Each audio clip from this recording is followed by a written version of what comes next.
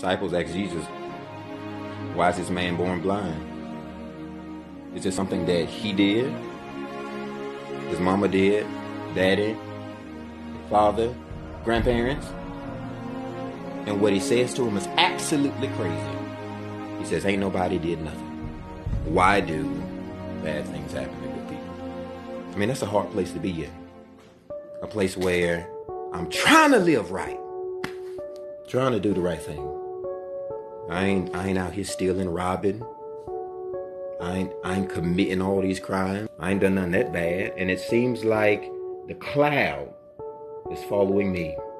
He says, no, it ain't. It ain't by anything that he's done, but so God can get the glory. But you begin to be, conflicted. Because when do you become a believer and start facing battles? Is that before, when I was in the world, when I wasn't doing all this extra, I was fine. Then when I get saved, I face the greatest hell of my life. I am conflicted tonight. So we come to Acts chapter 16. Doors were open, chains fell off. Then watch this. The guard, who was asleep, saw the doors were open, supposed everybody fled, drew his sword, about to commit suicide. When is it that you become sick by projection? You become so tired in it. Well, I ain't even got the energy to even think about being tired.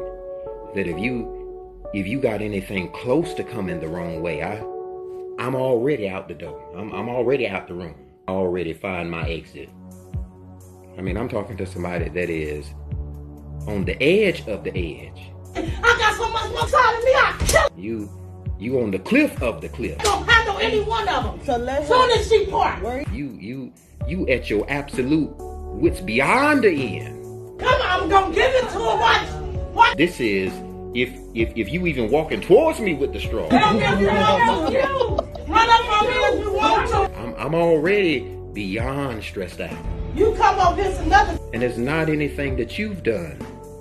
Majority of the time it is I've been fighting in the place of somebody else. Guards are not in prison because they've done wrong. I'm guarding other people who did other folk wrong, but I make them feel comfortable. I'm making it easy for you, knowing you a cheater, knowing you a liar, knowing you've been put yourself in a bad place, and I become the protector of your feelings. So many times, good people get hurt by other bad people because they put them in a place of being hurt by bad people. Is that Paul and Silas and everybody else in the prison is praising for the earthquake. And the guard wakes up from a restful sleep to an earthquake that shakes him to the point he's suicidal. The guard gets up and says, I'm sick of this. I'm tired of it. Ever been in a place like that? Where everybody connected to you, getting a breakthrough, and you can't do nothing but stand there and see them? You ever been, you been praying, seeing no answers? You got a relationship going to church and all you catch is confusion, is conflict. Oh, seems like folk that don't even visit, folk never show up to Bible study. They get the car and you taking the bus. It is confusing why bad things happen to good people. It gets you to the point where you begin to question God. You hearing everybody prayer but mine? You receiving everybody's praise but mine? Am I not projecting loud enough? Am I too off of the key E? Should I sing with the piano? Should I play in church? You begin to wonder, why? Why am I further and I'm trying to get closer? Why am I being hindered and all I'm trying to do is help? Why does bad things happen to good people? So Paul comes in on the scene, and he's out of the cell. His chains off. And I'm trying to find out, God, what did I miss? What did I miss? He said, keep reading. And they came to him, and what they say to the man?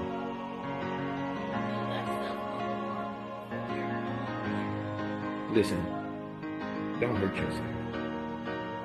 We all in this thing together.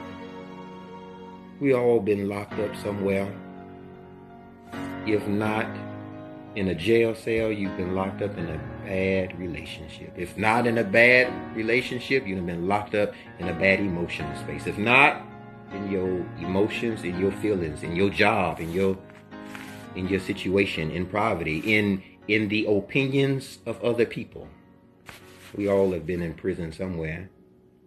And the reason so many people can't be set free is because we never share the doors are open. We never share in testimony, in relevant reason. I've known struggle. I've known stress. I've known the test. So we want to become selective in what we share. And I never share my timely testimony. All we do is get the breakthrough and run out the door. So God is moving you to a place on tonight. Listen to me. Where you can be real in relevancy, to be like, you are not alone. I've been in that place. I've been in a place of being sick of it and stressed out. I've been in a place where I've been saved and still can't stand it. Can't stand the heat, can't stand the fire, I can't stand earthquakes. The least little thing rock me off my boat.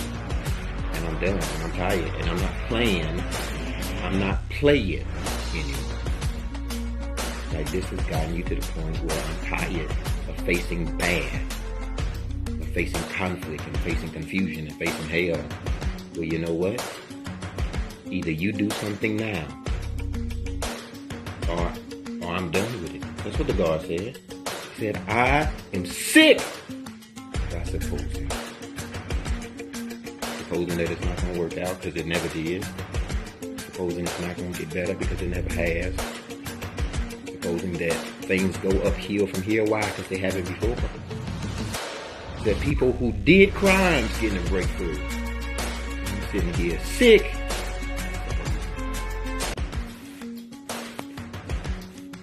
The reason many times bad things happen to you and you're a good person, it's not like there's some vendetta God has against you. That it is today's breakthrough that becomes tomorrow's hold-on triumph for somebody's test in formation of their testimony. That if Paul and Silas had not been there, the earthquake is going to come. But at this point in time, nobody saves the life of the person that is just guarding your feet, guarding your heart. God ain't done nothing wrong. He's doing his job. He's about to take his life. He's up to here in it. God told me to tell somebody in the room tonight. We all in this thing together. I don't know who this is good for. I don't know what you've been going through. I don't know your reason of being sick by supposing. Is that your projection is off, your positivity is all in the dumpster. So at some point in time, somebody needs to come along and not portray perfection. But somebody needs to come along and say, you know what? I've been in this place. I've been hurting too. I've needed help and didn't receive it. I've been in the situation and the circumstance you're in. You ain't alone. Say everybody want to project positivity through perfection and prosperity. But can somebody that's been poor resonate with me tonight? Can somebody that's been in a hurt place, can you say tonight, you're not alone?